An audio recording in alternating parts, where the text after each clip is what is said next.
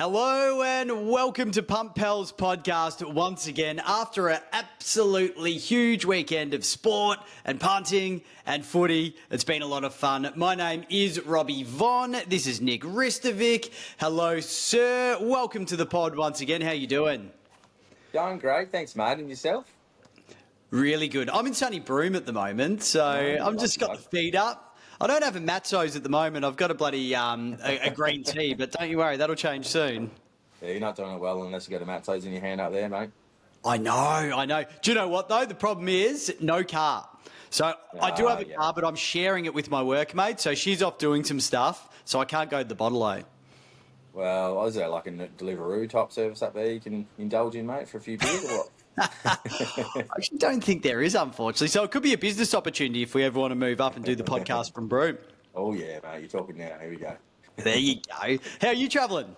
Yeah, good, mate. Yeah, just coming off the back of a busy Western Trilogy, which is the world's only tri-code slot race series here in WA. So just on the back end of that now. I had a few days off, mate, which has been great, and doing a bit of fishing, a bit of punting, and catching up on life admin, man. So it's been a good few days. That's awesome, mate. You mentioned the Western Trilogy. We will do a recap on the Quokka very soon, actually. A bit of an upset there, which you're going to dive into. I think before we do anything, let's do our weekend highlights and lowlights. Starting with you, man. What's been happening in your world? Well, mate, as you touched on, I was lucky enough to catch up with yourself for a couple of frothies on Saturday at Ascot. Yeah. But for me, it's just been the great experience, which was the Western Trilogy, which is the slot race tri-code series. We had the Sand Group on Thursday night at Cannington. We had, obviously, the Nullarbor at Gloucester Park on Friday night, and then straight into the Quokka at Ascot on Saturday. So that was a real highlight, mate. A few upsets along the way. Hosted all the clients down there at those three events, and had a lot of smoked meat. Had a lot of great punting chat, and was just generally a fantastic weekend, mate, full of highlights. Beautiful. What about any lowlights, mate? Anything that really brought you down in the dumps? Well, mate, I was obviously all about Overpass again to go for a three-peat in a Quokka, and had a lot of multis riding into Overpass to get it done at the short price of $2. And, mate, I bombed out on all of them with Overpass getting rolled in the main race, not even coming in the top four.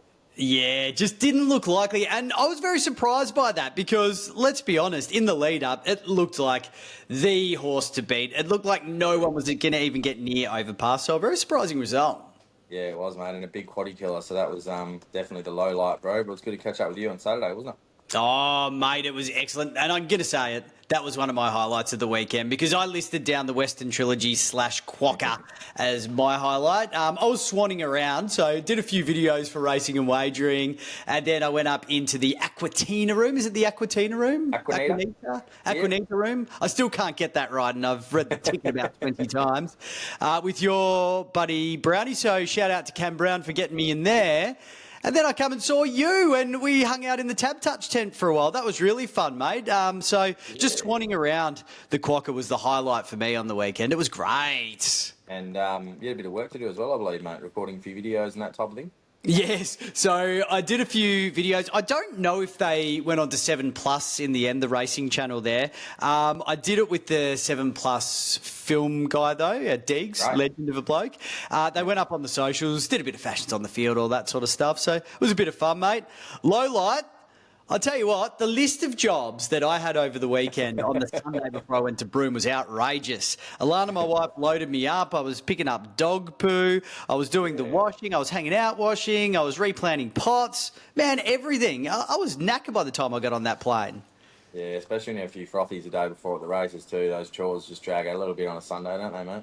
Oh, man, you do not want to do them. But, you know, they had to be done. It was the low light. But do you know what? At the end of the darkness, there is a light. That's why I guess it's the low light. I was at a low and I saw the light and I enjoyed a beer at the end of it. So that'll do. Yeah, mate. Well, you can't complain. You're in sunny Broome and enjoying hopefully a few frothies up there this week, mate. Exactly right. You could not be any more correct, Nicko. Betting reviews, though. Jesus. It was a mixed bag this week, wasn't it? It was, mate, yeah, and I think a massive mixed bag like last week, but yeah, just the proven performers let us down this weekend and ruined what had been a huge weekend of punting. We had some success, but we also had a real couple of close finishes let us down, so we'll rip into it, man. We will. So let's start off with the Dublins, and yours came up trumps in the end. Run us through what you ended up going with. Yeah, just went with the three results head-to-head. Brisbane, Port and Gold Coast, they all got the job done at 2.15. So that felt pretty comfortable, and just thought I'd go the head-to-heads and throw the short price favourites in, which paid divs, man. Very well done. Mine didn't get up. I had Jamie Cripps at, I think it was $1.78 as my big marquee bet in the Dublin, and that got up, which was excellent. But Ben Keys let me down. He had a really quiet game. He wasn't bad. He was trying hard, but he just couldn't get into it. With about 3 minutes to go, he actually had a set shot right in front, and he missed it. So in the end, I missed my Dublin, and I was very, very disappointed, mate. We had a lot more love in the WA same-game multis, though. Yeah, we did, mate, and this was a pretty great result for us in the podcast. We talked about putting both these SGMs into each other, which we ended up doing, which was a good collect. And huge. Yeah, we both saluted, bro, which was great. I had Freo to win, Bolton to kick a goal, and Tracy to kick two, so that was a pretty easy watch. And then, obviously, you had Cripps for a goal, mate. Our man Liam Baker, 20+, and Sarong, 25. So all of them got up, mate. It would have been about $8 if the listeners had taken all the legs. Man, how good is that? I actually did take all the legs except for Sarong. For some silly reason, I don't know what it was, I didn't have that in the multi, so I didn't quite get the odds that I could have. But very well done. If we can bet like that every week, then this podcast is going to be a raging success, Nicko. I can tell you that much for sure. Mate. We had a couple of nice priced little tips, didn't we, mate? We'll go into another one in a second. We certainly did. So on that trajectory, your Anzac Day medal tip was elite. So you came out of the gates and you tipped an outsider, which got up at $13, Nicko. Yeah, copped a bit of flack for this one, mate. The old fella Steel side bottom. Many thinking that Dacos would be a runaway winner or even Pendlebury to bob up. But Steel side bottom, mate, I said last week, career best statistics. And he's had a resurgence this year at the mid-age of 35. And I'll tell you what, mate, he was awesome. Got the job done at 13. And the Punt Pals podcast is going viral, mate, on the socials. Plenty of people getting around it. As it should be at the moment, my friend. The other thing that we did tip was the Dogs. Now, we were both very bullish on the Western Bulldogs Dogs at 263. As you say, mate, it was an easy watch. Was, mate. They led by almost 30 points the whole game. GWS didn't really threaten, so... Yeah, we were very keen. $2.63, awesome price. We said it was the upset of the round, and it ended up being, mate. So hopefully a few people got on there. Yeah, and mate, as far as losers go that didn't quite get up when we thought they might, we've already chatted about Ben Keys and my Dublin bet, but there was a couple that really let us down, and I'm going to throw one out to you right now, and that is Marcus Bontempelli. He was coming off a ripping game where it was 30-2, and he was on the way to doing that again. I think he had 19 possessions at three-quarter time. He'd had a couple of shots at goal but hadn't jagged one. I had him in my multis for 20 posies and 2 goals. No, just 1 goal. Didn't salute because they subbed him at three-quarter time. That was really, really disappointing. Yeah, mate. I know. When you get done by the sub, you feel pretty flat. Yeah, pretty dogged, man. And I think that was... Well, firstly, quickly, Keysy. I can't let him go without going back to our man, Keys. He had 16 consecutive games where he scored any time goal, mate. So at least one. Man. As you said, rushed that goal 2.5 minutes, 30 metres out directly in front. Absolutely cooked our multi. He was the only one to lose in one of our biggest ones for the weekend at $23. So that was pretty bad, mate. Then we had Paddy Dangerfield, who also put the moz on. We had him in our goal kickers for 2. He only kicked 1, mate. Whereas Gumps and Georgiades Waterman got their jobs done. So that was pretty brutal, mate. And then Bonds, I also had him in for any time, mate. So, yeah, couldn't kick the goal, 2 points, and didn't get the 20 either. So they were probably a few, along with Matty Rowell, who I saw in a lot of multis, 20+. He ended up with 16 in a very disappointing performance for the Gold Coast. So they were probably the 4 or 5 that let us down, man. Yeah, it's disappointing when you see those go so close. The other thing about the Bont as well, just very quickly, is he did have a set shot in the third quarter. He was probably 35 out, almost in front, and I think he was a bit gassed and he didn't kick it, so that would have been close to getting us over the line as well. So it's all a sad one, but you know what, mate? That's punting, and we will get on to our multis that we've got for this week in a few minutes' time. After we go through, mate, the sporting stories that caught our eye this week. Do you want to get things started? Mate, we'll start with the shade. The Paul Curtis tackle that has now resulted in 3 weeks. Absolute travesty, man. Not sure if you caught it. Yeah, it was ridiculous. I can't believe it went to the MRO to start with. It was just it was a regulation tackle. There wasn't anything out of the ordinary. You see these 100, 200 times a weekend. So that was outrageous. The fact they gave him 3 weeks straight up, ridiculous. What was your thoughts on it? Mate, I think you hit the nail on the head there. He's carried Josh Sin forward in the tackle. He's pinned both arms, which you do in a tackle in order to get the holding the ball decision. For the purpose of laying a good tackle. Has not landed in his back. He's landed on his knees next to him, so you can't argue there's excess impact to the back. No slinging action, clearly holding the ball, and there's incidental head contact from Josh Sin with the ground. So obviously, that was the deciding factor. But, mate, it was a ripping tackle. And if you're not going to reward players who chase down tackles and putting that pressure on and laying clean tackles, the game's in trouble. And I think Luke Parker summed it up beautifully, mate, when he came out on social media recently and said, come and buy a ticket to the Auskick match with us this week against the Roos, saying that it's a bit soft. So I like that a lot, mate.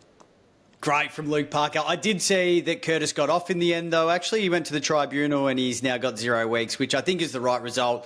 And footy fans around the country should be rejoicing on that because it's really going to sanitise the game if we start rubbing people out for that action. I get it that it could have been really dangerous, and it obviously was one of those things where Josh Sin had a pretty hard whack to the head, but it was accidental, it was incidental, and I'm glad that that result ended up being the one that they came up with, Nicko. 3 weeks on none is a pretty big margin for error, though, isn't it, mate? Oh, yeah. Yeah, it's huge. Like, it becomes very confusing all of a sudden about what the hell is going to happen with the next incident. You just don't know. Exactly, man. So just been inconsistent, and I'm glad that the right calm heads prevailed in the end. But, yeah, it was very disappointing initially to go to the MRO. Let's move on to a huge call from you, by the way. This is massive. Yeah. Mate, I don't know. I had I put the Moz on the Dees earlier in the year. Thought they were pretty soft. They were getting beaten in clearances massively. And about 3 weeks ago, I think Max Gawn decided he's going to carry the team on his shoulders. And, mate, I think he's got to be right up there in the top 2 or 3 ruckmen ever to play the game. I watched him on the weekend again. 25 posies, 34 hit-outs, 12 score involvements. The previous week, 28 possessions in the ruck. He's put the Dees on his back, as I said. He's a 7-time All-Australian, 2-time best and fairest, premiership skipper. And only 5 players have been awarded an 8-time All-Australian Guernsey. So if he makes it 8, he's in a pretty elite list of 5 players. He's got to be close to the best ruckman of all time, doesn't he? He's in the conversations. There's no doubt about it. I would definitely say he's the best of his era. That's no doubt about it. Yeah, it's a tough one, Mac, to add those different factors into it. But, mate, I can't remember ruckman racking up close to 30 posies and pretty much carrying a team as the captain in the midfield. Pretty influential guy. It's pretty amazing. My mind goes back to the prelim against Geelong, I think it was, in 2021, where he put the D's on his shoulders and he kicked 3 goals in the third quarter, took some epic marks and was clearly the best on ground. That got him through the grand final and eventually on to win a flag. So that's my best memory of Maxi Gawn, and he's been very good for a very long time. So, mate, it's not a bad call. Goodbye, you. There's been a bit of trade news floating around, isn't there, mate? Zachy Butters.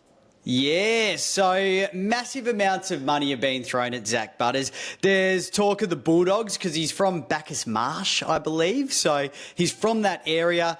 There's also the Bombers that have been thrown out there because they're obviously kind of not too far from Footscray. Then St Kilda, Geelong, Hawthorn, Brisbane. They're all sort of names that have been thrown out there as well. I don't think Hawthorn and Brisbane could do it though because they're kind of in the hunt for Oscar Allen at the moment. I don't know your thoughts on Oscar, but geez, all these headlines are getting to him. He's not playing good footy. Nah, mate, he's not. And it's a strange one from West Coast. They've been playing him at full back. So I guess, are they driving down his free agency price? I guess they'll be chasing a first-round pick. If he plays well this year and the price is right for Oscar Allen, 800 plus, they'll get a first-round pick. So I don't know what they're doing. I think they've just said, well, you're not part of our future, Oscar. We'll put you down at fullback and let the younger forwards at West Coast emerge. But it's a very strange sight seeing him playing at fullback. Well, yeah, he's out of form as a forward anyway. That's definitely part of it. But also, aside from McGovern, they don't really have any big man down back there. at the moment at the Eagles. So I guess he's got to play that role and sacrifice his own game as a captain. And I think after the headlines that have surrounded him, especially around Hawthorn, he probably has to stick his hand up and play that role, even if it is detrimental to his game. So, mate, it's not an amazing situation for Oscar Allen at the moment, and hopefully there's light at the end of the tunnel, but it's going to be very interesting to see where he lobs up next year. Yeah, I think so too, and I think you'd see a completely different Oscar Allen if you're having 3 times the supply forward of the footy, which the likes of Hawthorn and Brisbane were probably promised. So, it'd be interesting if he plays a whole year at full back and then goes straight back to full forward next year with a Brisbane jersey on, that's for sure. He'd fit him well there. He'd really play that Joe Danaher style of footy well. Exactly. Let's move on to Jamara Ugle-Hagan, because this is such an odd story. No one really knows what on earth has gone on behind the scenes here, but he's still missing. He's still disappeared, and it doesn't look like that's really going to change anytime soon. Yeah, mate, yeah. It's hard to go a week in football news without Jamara Ugle-Hagan surfacing somewhere. I think at the moment he's announced that he's taking some extended period of personal leave from AFL and the Western Bulldogs to work through some issues. So I think there's been a lot of steam around the Western Bulldogs. When is he going to return to training, fulfil his commitments? Will he be available for selection? I think this will take it out of the media somewhat, but at the same time, it depends on the way Jamara behaves, whether he continues to post on social media with his nighttime escapades, and I guess that's what's throwing him in the news more so than his footy. So they'll be out of contention for the Dogs for the foreseeable future. They probably need him back in form, given they've lost Sam Darcy. So he's a great player. I like to see him on the park. He's obviously going through some issues, but mate, it just continues to bubble, doesn't it? It certainly does. It's going to be an interesting one, even more so than Oscar Allen. I guess from a WA perspective, our eyes are on Oscar Allen, but from the footy world, I think Jamara is that really big headline at the moment. Let's move out of footy now to one of the most amazing stories I've seen in a long time, mate. You're going to have to help me with the pronunciation of this guy's name. Surya Vanchi, I believe it is, the teenage prodigy, 14 years old, and he has knocked off a ton in 35 balls in the IPL, the youngest to ever do it. Insane, man. This guy is just the future of cricket, really, isn't he? Unbelievable performance. It's crazy. I mean, the youngest before him, I think, was 18, so he's knocked that record off by 4 years. Unbelievable. And the fact that he's done it in 35 balls, like he hasn't just cobbled out a century and, grinded his way there. He's just gone bang, bang, bang. Thank you very much. And he's not even that far from the fastest century ever. Yeah, Chrissy Gale back in 2013 with 30 balls being the fastest ever. But to your point, man, imagine if you're a bowler just hit 3 sixes in a row from a 14-year-old kid. It's throwing you off your mark. So, it's just phenomenal, man. This kid's going to have so much media pressure and scrutiny on him, but he seems to be handling it very well for a 14-year-old, doesn't he? It's almost Timmy Watson in the AFL when he was, I think, 14 or 15. I can't think of too many others who have been up there. Now you've got my heart bringing Timmy Watson up. Love that guy. Mate, let's go from the very young in professional sports to the ageing of professional sports and talk Novak Djokovic for a minute. Yeah, mate, he's been out of form. He's bowed out in his last 2 tournaments in the first, essentially the first round. So he's won an incredible 99 titles. He's 1 title away from joining the other 2 players with a ton of milestone wins in Federer and Jim Connors. That's majors. And yeah, mate, he might not get there, unfortunately, and rack up the ton given the way he's playing. No, it's an interesting one, isn't it? I'm not a huge tennis follower. I do enjoy it, but it's kind of a bit of a changing of the guard. We've already said goodbye to Rafael Nadal, I should say, Roger Federer as well, and Djokovic was kind of like the third man standing out of that group. And given that he's on his way out, it's a new era in tennis, mate. It is, mate, and Jocko is a big multi-banker for many, winning the tournament. So we'll have to find some new up-and-comers to use as our multi-anchors, man, in the tennis. It's interesting because he's been killing it for a long time, and it just really does show you that players just hit a mark where all of a sudden the decline comes quickly. And it's sad to see, and we see it in footy all the time, but, when it's your time, it's your time. And he's going to leave the game when he does as the biggest winner ever. It's going to be huge, and, mate, it's pretty good from Novak Djokovic, so whatever happens, he's been great to watch. Now, mate, I think this is over to you. Bring in your tab touch brain. Huge upset in the Quokka. No one saw this coming, to be honest. What happened on Saturday? Well, mate, it was a huge boil over in the Quokka. And this is really why I love racing, to be honest. This story wraps it up. You've got a 7-year-old trainer with a handful of horses in the stable going against the Australia's best stables, with the likes of Overpass, Derby Racing, and, of course, Bjorn Baker, who was the firm favourite at $2.10 on the day. But I tell you what, Bernie Miller's Joker's Grin and Paddy Carberry, who rode the horse, had other ideas, mate. They stalked the speed. It was a hot pace early, and then Joker's Grin has an enormous turn of foot last 200, and just part of the season went through and won at 25-1, man. And I tell you what, for WA Racing, there's no bigger story than this one. Bernie Miller, at the ripe old age of 70 years of age, has $3 million in the bank after Joker's Grin gets the chockies on the weekend. No one saw it coming. I did not have Joker's Grin in my calculations whatsoever, which is a big miss when you think about the spring just gone. Joker's Grin had a few wins, won a bit of prize money, so we always knew that it was a really good horse. So amazing to see. The $2.4 million prize, or $2 million prize, or whatever it was for the winner, is that subject to the Western Horse bonus as well? The West Speed Platinum bonus? The West Speed Platinum bonus? I don't think so, mate. Probably another 20% on top of that. But I think it's a great result regardless. What I would probably say as well is, and last year of the podcast, I actually had a multi with Joker's Grin coming through on a Saturday, and it was the only leg to let me down. So I went back over the notes, and Joker's Grin got bobbed on the line, goes on to win a Quokka. It's why you follow these horses, mate. They're elite talent. 100%, and it just goes to show that you should never bet on Joker's Grin, because when you do, it loses. When you don't, it wins. So just keep it out of calculations there, Nicko. Exactly, mate. And finally, you pulled something out of the NFL draft. How do you say this guy's name? Shedeur Sanders? Shedeur Sanders. Shedeur Sanders. We'll go with Shedeur Sanders. He was an NFL draft hope, mate, and basically, this guy, Jax Ulbrich, who's the son of an ex-NFL coach, and Jeff Ulbrich, has decided to jump on the blower, mate, on the dog and bone, and place a bit of a prank call to Shedeur ahead of the draft and tell him basically that he may be getting drafted but may not be. And, mate, it's just caused an absolute shitstorm in the media over there, isn't it? It's bloody mean. It's bloody mean. That's all I'll say. It's bad, eh? It's bad, man. You're actually messing with people's emotions there. So I'm glad it's Jackson, not me, because the backlash is probably pretty fair, to be honest. Yeah, the club that have come out and played a statement in the media saying they don't condone the behaviour, and it's just another big circus. So, disappointing, mate. Didn't like it much. Didn't like it. Listen to this guy. He's angry. That's almost like Aristo's roast. It's coming, mate. All right, let's have a look at the West Aussie games from the weekend, starting off with the Eagles and the Hawks. Now, this was an interesting one. The Hawkers got up by, what was it, about 50 points in the end? 50 points, mate. Yeah. I don't know. West Coast have a go. I mean, you can't really knock the way they played. I thought they were 100% having a crack at all times. They just weren't good enough in the end. Yeah, mate. I thought West Coast were actually really good during parts of the game.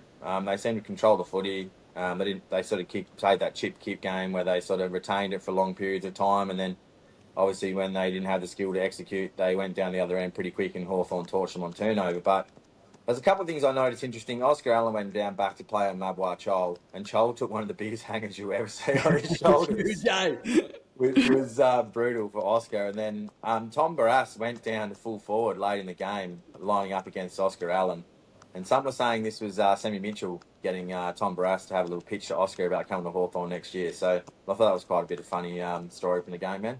There was a bit of back and forth in the media. They asked McWalter about it as well, and he didn't seem that impressed with the move. But, mate, if I look at it, I go, well, Sammy Mitchell's the coach. He can do whatever the hell he wants. If he wants to put Tom Barrass up forward in the last quarter when the game's not on the line and just see how it goes, yes, it was against his old team. And, yeah, maybe there's the connotations that he could have been doing a pitch to Oscar Allen and all that sort of stuff. But just get on with it. Get on with it. Nah, I'm with you, man. It's a bit of a storm in a teacup for me. A couple of good elite players from the game. Jack Gunston's resurgence has been enormous, man. He kicked 4 on the day. Josh Battle, a guy who I gave a big hype up earlier in the podcast this year, he won 29 posies at a half-back, had about 7 intercept marks, and was hugely influential for the Hawks. And then a man that Fremantle let go, May Rue letting him go, is Lloyd Meek, man. He was unbelievable in the ruck. He destroyed Matt Flynn, really, the West Coast Eagles ruckman, and got them first sentencing on the ball out of the middle. It's interesting with Lloyd Meek, because let's be honest, they just had no room for him. Darcy and Jackson in that midfield, transitioning through the ruck. I mean, I know you get injuries and all that sort of stuff, but unfortunately Meek wasn't able to keep his place, and he's excelled since he's been at Hawthorn, hasn't he? He's really good. He has, mate, and he's been consistent too, which is the key. Rarely been injured since he's gone over to the Hawks, whereas I think Darcy's been in and out. So I would say at this point, I'm more a Lloyd Meekman than a Darcy man, just in terms of longevity and consistency. But also for the Eagles, really like the young game of a young player, Ryan Marrick. 25 touches again on the weekend, kicked out, was really good by foot. Brady Hoff was pretty good, 23 posies. And then Liam Ryan and Harley Reid, who went forward late, managed to kick 2 goals in the game. So that was interesting. Beautiful. And the Wizard let you down again, mate. He's been your man for a long time, but surely he's falling off the mantle. You can't be back in the Wizard too much longer. How does the Wizard not kick 2 goals against the Eagles when they pile on about 19 goals to the Hawks? It's just incredible. I reckon Jeremy McGovern going through with that shirt front, which was an absolute beauty earlier in the game. I had him rattled, but yeah, mate, cost me $10, but would have been $520 if he had kicked that second goal. Damn. All right, mate, we'll move on to your game, Freo and Adelaide. And before we delve into it, I just wanted to throw out there that this was probably one of the best games that I've seen Freo play. Like, the midfield was just zinging. You were talking. You were working together. I mean, you were absolutely in sync. It was an amazing thing to watch. And as an Essendon supporter, completely neutral to this game, obviously I have leanings to the WA sides. I was just so impressed with the way the Fremantle Dockers went about it this weekend. Yeah, thanks, mate. I think the key was the good start from the Dockers. They piled on 6 goals in the first quarter, which essentially took the sting out of the game, got the fans into the game there, and really, I think the score was fluttering towards Adelaide as they kicked about 4 or 5 unanswered goals in the last quarter to get within 18 points of the Dockers. So they started well. Brayshaw and Sarong have started to lift a bit. Brayshaw was best on ground, 37 disposals and 8 inside 50s. But I think the most impressive thing for us was that we managed to win the clearances. We got belted against the Dees the previous week. He won clearances 38-30. So that was really good. Darcy was in better form than he did the prior week. Obviously, another game under his belt. And then Amos, McDonald and Tracy kicked 2 for us, whereas Tex Walker kicked 2 for the Crows. So they missed the likes of Fogarty, I think, the Crows, even though Tilthorpe bobbed up, as did Walker. They didn't really seem to be that potent forward of the footy, did they? No, they didn't. And I mean, Tex Walker kicked 2, but they were both in the last quarter from memory. Yeah. Like, they were very late in the game when the game was done anyway. The thing I saw about Riley Tilthorpe as well, very impressive. He injured his hand. There was a bit of confusion as to whether it was the shoulder or the hand. And apparently it's pretty serious, the finger injury that he actually did. And he came on, he was tough, and he played the game out. So, I mean, good signs there for Adelaide. Ben Keys, as we spoke about before, very quiet. I felt like he was putting in a lot of effort and he was actually trying to get in the game, but he just had one of those days where no matter what he did, he looked completely gassed at the end. He was just never going to get in amongst it. It just wasn't going for him. Yeah, well, that just falls into what I was saying before about their lack of potency forward. He's usually 2 or 3 goals on the board. I think they sent a couple of players to him throughout the game. The Fremantle team there. One of them was Matt Johnson, who has been playing a run-with role. And yes. I think, yeah, mate, to your point, his work rate wasn't down. He just couldn't get impactful forward of the footy. And in the end, that's what cost the multi, but probably cost the Adelaide Crows on the night, just not having any many goal scorers, really. Yeah, I think you might be right. The other thing I wanted to bring up quickly as well, you just mentioned him, was Matt Johnson. Now, he's I don't mean this disrespectfully, but he's a bit player for the Dockers generally. Yep. Like, he's probably in the bottom five and all that sort of stuff. But he was excellent. And if you've got guys like that actually playing their role and taking strong marks and standing up, that's when Freo are going to say, all right, we're a chance to go deep into the finals. He was elite on the weekend, and I really enjoyed watching him emerge. Yeah, no, it's a good shout, mate. The bottom five are the ones where the improvement needs to come from, and I think Banfield fits in that category. Spitkowski's been in and out, so Johnson's an interesting one. He's keeping Erasmus out of the side at the moment for Fremantle when Erasmus was highly touted coming through the system. So all the best to Jono. I hope he retains his spot. But as I said, I think Erasmus is probably the one that will be nipping at his heels later in the year, mate. And then also Driscoll to come back in too. Yeah, it's good to see a lot sort of coming on the way through for the Dockers. I mean, with the Eagles down and out at the moment, we've got to have some sort of Western Australian joy, mate. Anything else you saw from the game that you like the look of? I just think Hayden Young back into that team the last few weeks. He was in the best for the Dockers, which is a great sign. He just uses the ball really well and can find those kicks as a left footer that some of those other mids can't. So I think he was really good, and I've got to give a bit of credit to Darcy. I thought he was pretty poor the week before against Gawn.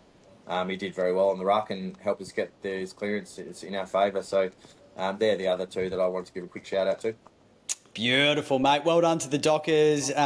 They're starting to build a little bit of a season now. A bit of backlash a few weeks ago saying that they were kind of... the feedback was saying that the Dockers were a bit soft and they were squandering opportunities, but... Man, I think they're looking good now. So I think you can be confident going into the season, or into the last 2/3 of the season anyway. So Which means they lose now. You've said that. Thanks, mate. well, wait for my tips, mate. And yeah, you may not be happy with me. As we move into the round 8 tipping for this week and our betting thoughts. So let's start off with the Bombers and the Roos here. Yeah, Thursday night footy, mate. Your boys. On the prime time slot, and they should be getting it done against the Roos. The Bombers $1.45, Roos $2.78. How you seeing this one, mate? I'm not seeing it as a primetime game, to be honest, and as an Essendon fan, I can say that quite confidently. Essendon and North Melbourne on Thursday night probably isn't the marquee that AFL were hoping for, but they scheduled it, so bad luck. I think the Bombers were really good against Collingwood last week, to be honest. Collingwood were just a bit more classy than us and used the ball really well, but I think overall, Bombers not bad. I'm going to tip them this week. I feel they should do it, but it's never easy against the Roos for us for some reason. Like, they always seem to be a bit of a bogeyed side where we've got to work hard for it. As far as bankers go, Peter Wright, he's my banker, 2+. I know I said I couldn't trust him last week, but he kicked 6 and now he's kicked 2 and he looks very likely in the forward line. He does actually kick for goal really well. He's a dead-eye dick, so if he gets the ball in his hand, he should kick goals. Sheasel at 25+ at $1.22 is my other banker, along with Luke Parker, 20+ at $1.22. Can't trust Nate Caddy with goals. His record pretty much says 2 goals or no goals. Which one's it going to be? It's going to be a lottery every week, so I can't put him in my multi. Yeah, very good, mate. Very good analysis from you. I also like the Bombers here. I think $1.45, considering how poor the Roos have been, is actually pretty good at a multi-banker, which I'll talk about a bit later. Yep. The Bombers won their last 3 against the Roos, and very convincingly. You know, the Roos haven't been much good, but to your point, I think the form line through Anzac Day game last week stacks up here. They should be getting it done and done well. I think Merritt 25+ and Larkey 2 goals are my bankers. I can't trust Jai Simpkin at the moment for the Roos. He's gone out of that midfield mix into half back, and he's gone under 20+ in his last 3 or 4 games, and I've had him in 20+ in a couple of those. So not much midfield time for him, which means he's not getting a lot of the footy. So he's not going in mine at the moment, man. Yeah, he's not the man to be looking at, I don't think, for multis at the moment. Yeah, As we move into your boys, Freo $1.73, the Saints $2.12, Friday night footy. This should be a very good game, I think. How are you feeling about it? Well, I'm feeling great that we're not playing on a Sunday afternoon or at 10 o'clock in the morning. Like we normally are, man. That's the starting point. So Friday night, we need to impress the AFL and the fans and turn up. But I think the Saints are one of those teams who have been a bit of a bogey side for us. So I'm keen to play on the Dockers at the head-to-head. I think they're in better form than the Saints would be. They kind of tricked me into backing them to Saints, and then they struggle for a couple of weeks in a row. So I think $1.73 is pretty juicy. We've won 2 of our last 3 against the Saints, and they got pumped by 45 last week against the Lions. Same game multi-bankers, Sarong and Brayshaw, 25 plus. They're humming, to your point, at the moment, and Bolton anytime. And I still can't trust Michael Frederick, man. He went goalless 2 weeks ago, cost my multi. Kicked 2 on the weekend, including a couple from tight angles on the boundary. But still, after he burnt me, I'm still a bit wounded, man. So I'm leaving him out still. Fair. I love how you say you're a bit wounded. It's really cutting the heart very deep for Nicko. I can't even celebrate when he kicked the goals over the weekend. Even as a Freo supporter, I'm just sitting there going, where was that the previous week, pal? The joy of betting. You're not going to like me, mate. And the reason I'm picking this is something I'm seeing this season is that when you feel certain about a result, a lot of the time that means it's going to go the other way. And I'm pretty confident in Freo this week, even though it's in Melbourne. So I'm going to pick St Kilda to win, I'm sorry to say. I think it just feels like one of those games. All right, podcast over. We'll finish that for you. Hit leave, end for all. Nah, mate.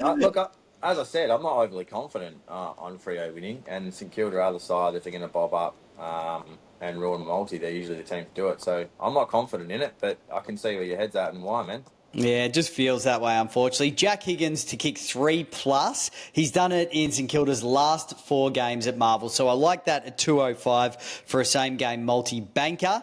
And for can't trust in the multis, I'm actually going to throw Hayden Young in there. Played very well last week with his 20 possessions, or I think he had more than that, actually. But you look at his last 5 games and 19, 19, 18, 25 and 20. So he's a very good player, but he tends to just slip under that 20 pretty often, so I can't really trust him for those same-game multis. No, I'm with you. I think it's just him not getting as much midfield time and probably rotating off the ball to the bench. So it's all right. We don't need excuses, mate. Exactly. And he has been injured and just joking. His mum's been sick and the dog threw up. I hope he gets 35 this week now, mate, and win. Do you know what? So do I. I like Hayden Young. Bulldogs $1.37 and Port 3.14. Mate, we were very bullish on the Bulldogs at 2.63 last week. Yeah, should be getting it done here, surely. $1.37. Port, don't know, they're stinking it up. They've won their last 3 against the Dogs, Port, though, which is a watch out, but I still think doggies, man. Love that. I think for me, Dogs as well. I just don't really see how you can go against them at the moment. What are you thinking for your bankers and your a couple of random ones, mate. James Harms kicked 4 last week, 3 the week prior, 2 the week prior to that. So he looks like an absolute banker for any time at the moment. I think he's smart in the sense that he gets to the feet of those big forwards and he's regularly in the right spots. So I think he's probably one I'll start to throw in there. And then I think trust Norton. Don't know, man. I said I'd start to trust him after last week, but I'm still pretty lukewarm. Only 1 goal in a game where he should have kicked multiples, and he's a central target there. So he's still not quite a banker for me, man. So I'm just putting a watch on him at this stage. Good from you. I like that. With the Harms on as well, I'm really impressed with that because one thing I've tried to do, and you'll see it through tips throughout our same game multis, is I'm looking for a bit of value in those guys we don't think about very often, and Harms is definitely in that category. So very well done. For me, I'm going to go, the banker is Libba. So this probably isn't one of those value ones, but I just think it's a given. 25 plus at $1.38. He's only gone under 25 once in the last 5 games. That was with 24. He's absolutely elite right now, and he's probably going to be an All-Australian midfielder. So I think he is an absolute lock in there for the same game multis at 25 plus. Now for the I don't trust, controversial, and I'm sorry for the Bont fans out there, but I do not trust him in our same game multis. He's got 29, 22, 18, 30 and 22 in his last 5 games. Obviously, he is an absolute elite midfielder, maybe the best in the comp, but I just can't see where to place him in the disposals calculations at the moment. Is it 20 plus? Is it 25 plus? Do you actually go, all right, I reckon he's going to get 30 this week? I don't know. He's capable of all of them. So I don't trust him. No, it's fair, man. I think the thing that impacts the decision is you're probably better off placing him for an anytime goal scorer than you are 25 plus at the moment. He's spending Yeah. a lot more time forward, and he demands the footy when he is forward of the footy. So I think I'm with you in terms of the Bond. I don't think he's going to play heavy minutes in games where they're in front by a fair margin. They'll just nurse him through the season and try and get him peaking at the right time. So he's got the quality to get 25 plus every single week. We know that, but I just don't know how much time he's going to spend on the ball, especially if they're leading, which they have been a lot of the time this year.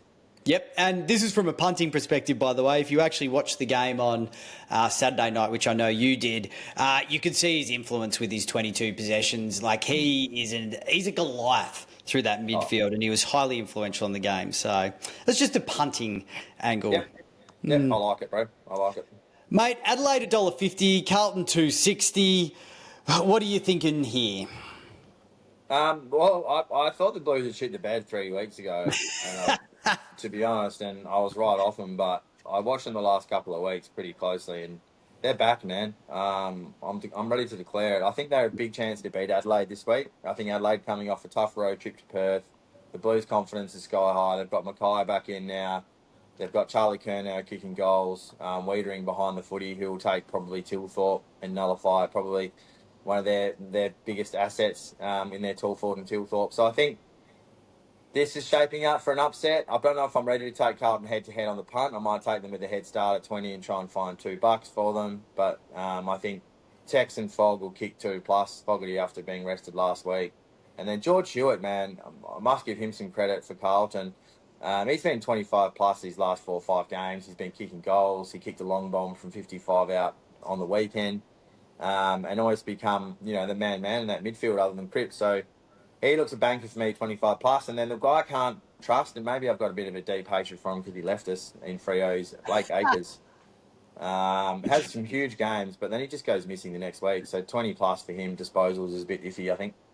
Yeah, that's a fair call. You're right about Blake Acres, actually. He does have some massive games and then he goes a bit missing, but that's kind of most of the Carlton team at the moment, so there's no surprises there. For me, I'm actually going to take Adelaide, and the only reason I'm going to do that is because they are at home. Like, they love playing against that Adelaide Oval crowd, and I just think they can bounce back a bit. So for me, I'm going to say they will beat Carlton. Isaac Rankin for a multi-banker is generally a pretty good bet at 20 plus. They run him through the midfield a lot. He's only missed once in the last 5 games. He hit 19 last week, so every other week he's hitting 20, so I like that. $1.50, bank it. The other one as well, Tex Walker. 2+. Yeah. I can't believe you're still getting $1.75 for that. How? He hasn't missed on the 2+ for at least the last 5 games, and I didn't go back any further than that. So lock him in there. Tex Walker, thank you very much. And I can't trust either of these teams right now. Honestly, I have no idea who's going to win. They're both so up and down. It could be Adelaide at home, but Carlton could just as easily get up. So no trust for the Crows or the Blues. Yeah, mate, that's a very, very good call. Stuff them both. They're 2 of those teams we just want to see them both lose. Let's tip a draw. Yeah, 151 to 1 draw. Yep. Now, the Pies, $1.60, Geelong $2.35. Fire away, buddy.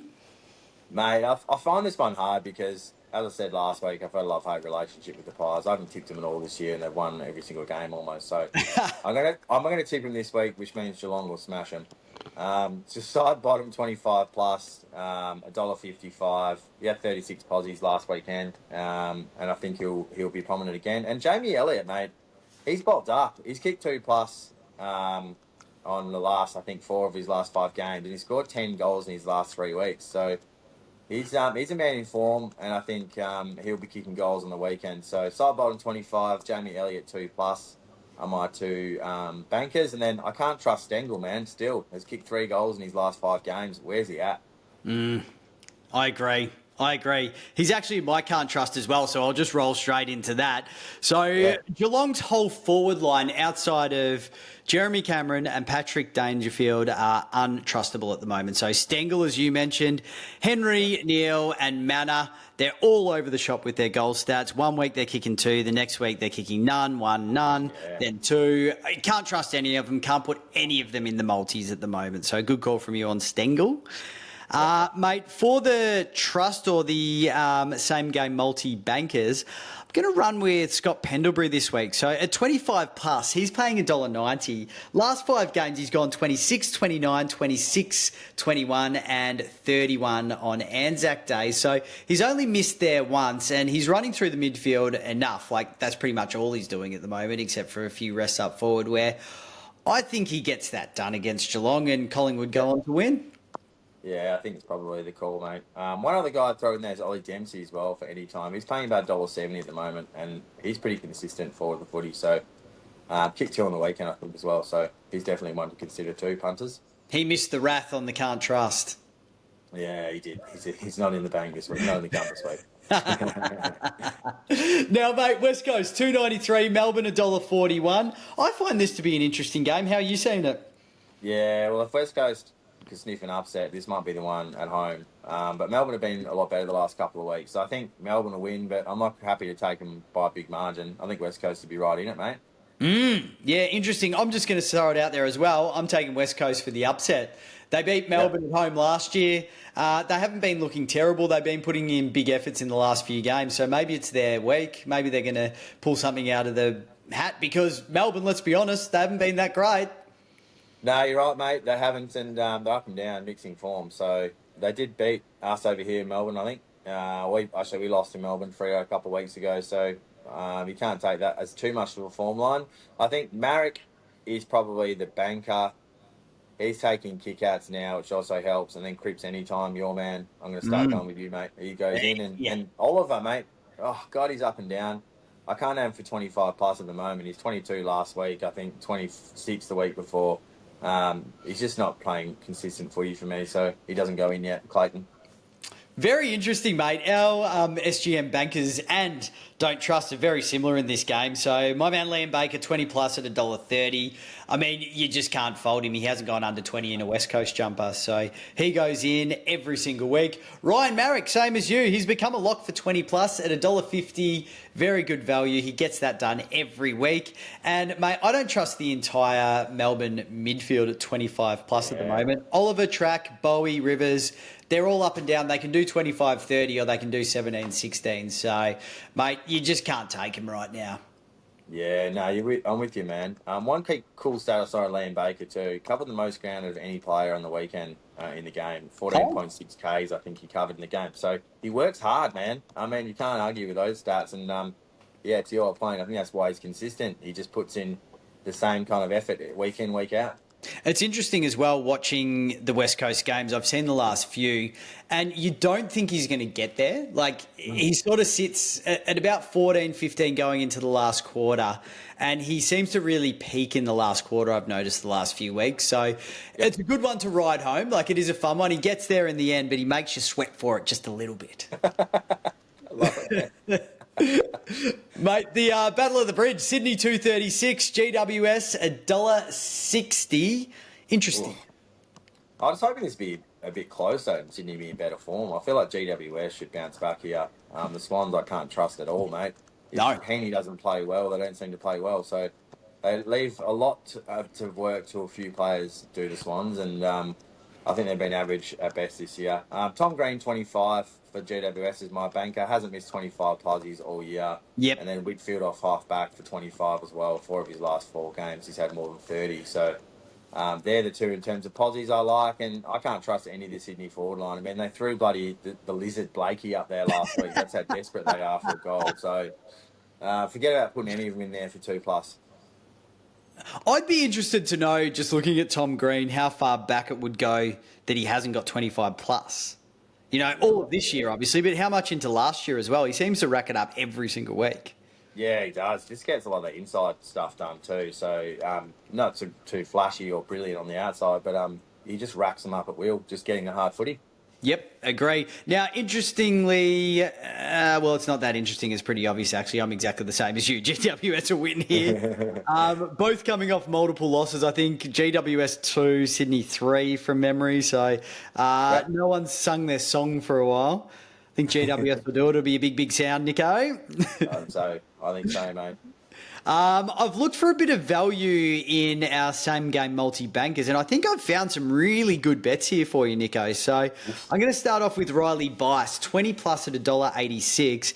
It's excellent value. So 5 games ago, he only got 14 touches, but since then, he's been really consistent, 26, 21, 22, and 20 in his last 5. So I think you can tick that in at $1.86. And the other one, which I think is really good, and he's so consistent with it, is Braden Campbell. He's had a few really, really good games over the last, I'm going to say, 5-6 weeks, all season, really. 15 plus at $1.90, 16, 15, 15, 16 and 15 in his last 5. So bank him in for your same gamer. And I can't trust Stringer or Riccardi at the moment. Same story with a lot of forwards. Their goal kicking's all over the shop. They're kicking 2, they're kicking none, they're kicking 1, they're kicking 3, then they're back to none. So Stringer and Riccardi, can't put him in any sort of same game multi whatsoever, Nick. Yeah, good shout, man. I've got Riley Bice on my Supercoach team, actually, and he's gone up by an incredible amount of value, so I'm glad you throw him in there. He's really emerged there, which is good for Sydney because they need a little bit of hope at the moment. Hawthorn $1.06, Richmond $9.50. I mean, Richmond have been serving up $9.50, $10, $11 odds all year, haven't they? They have, mate, yeah, and they've got it done a couple of times, so if you backed them head-to-head, you've been front. Overall, I think they should be getting. I don't think they'll get belted in this one, though. Unfortunately, mate. And when I'm belting, I think the Hawks 39 plus for me, 39.5 points plus. I like Gunston again 2 plus. I think you've got him in there, but also I like Connor McDonald anytime. Yeah, 1 goal 3. I think in his first game returned 2 weeks ago. Had 2 goals on the weekend, missed a couple. He's probably their most reliable mid-sized forward regularly for any timers. So. He's only missed once in his last 5 games at any time, and that's when he got injured. So I'm putting him in, and I don't trust Jack Ginnivan, and I don't trust Dylan Moore, who cooked me the week before. I'd be interested on the odds of Connor McDonald having his rat's tail pulled at some point. No market, the line, just the yes or no. Give it a yank, surely, man.